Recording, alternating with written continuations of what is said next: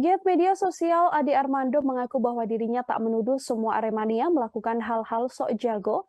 Hal ini disampaikan Ade Armando menanggapi laporan koordinator Aremania ke Polres Malang Kota.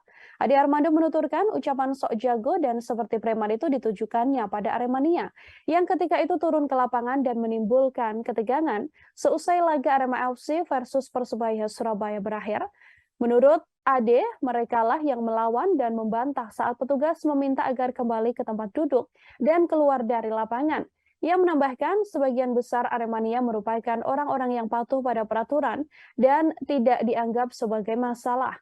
Ade Armando mengaku tak paham dengan laporan yang dilayangkan koordinator Aremania itu.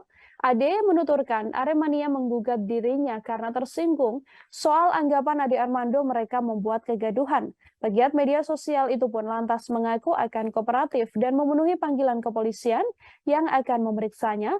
Koordinator Aremania diketahui sebelumnya telah melaporkan Ade Armando ke pihak kepolisian Polresta Malang Kota. Pelaporan ini buntut dugaan pelanggaran Undang-Undang ITE yang diduga dilakukan Ade Armando kala mengomentari tragedi Kanjuruhan.